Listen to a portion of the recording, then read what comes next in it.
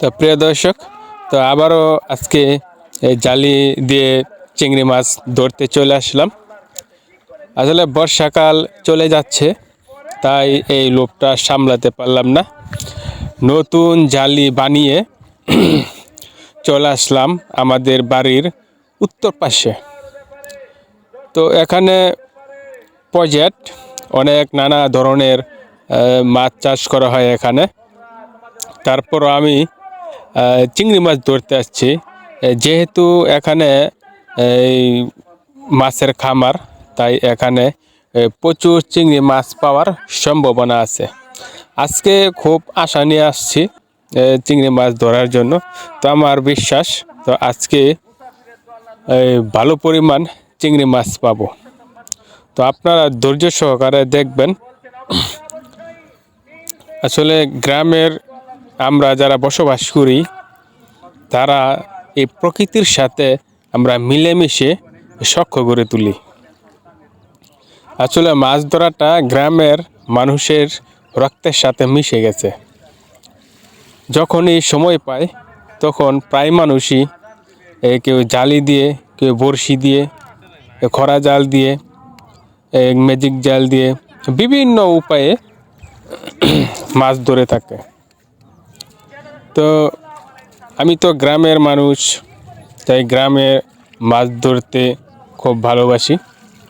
অনেকেই আছে যারা এই সময়টা পার করে আসছে, তাদের দেখলে হয়তো এটা তাদের পুরনো দিনের কথা মনে পড়ে যাবে।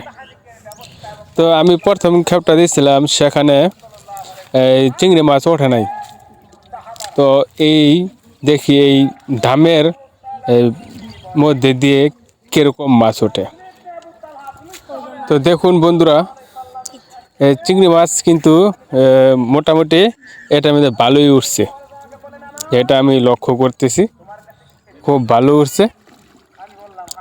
তো আর একদিন আসছিলাম, সেদিন তেমন চিংড়ি মাছ পাই নাই। তো আজকে মোটামুটি ভালোই চিংড়ি মাছ পাচ্ছি। সঙ্গে থাকবেন, আর একটা ভিডিওতে আপনাদের দেখাবো কতগুলি চিংড়ি মাছ পাইছি। তো মাঝে মধ্যে টাকি মাছের বাচ্চাও পাওয়া যায়, সেটা আপনারা দেখতে পাবেন। গ্রামের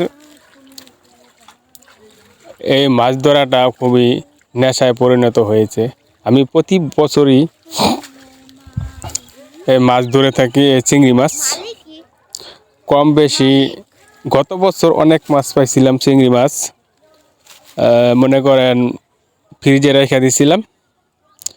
এটা কিছুদিন পর পর নিয়ে তরকারি রেঁধে খাইছিলাম। খুবই ভালো লাগছে চিংড়ি মাছ, কাঁটাবিহীন, খুবই সুস্বাদু। এমনিতে চিংড়ি মাছের কিন্তু প্রচুর চাহিদা আমাদের বাজারে, বন্দরে। 1000 টাকা কেজি, 1200 টাকা কেজি, 1300 টাকা কেজি পর্যন্ত বিক্রি হয়। প্রচুর চাহিদা এই চিংড়ি মাছের। তো মোটামুটি ভালোই চিংড়ি পাওয়া যায়। তো সঙ্গে থাকবেন আপনারা।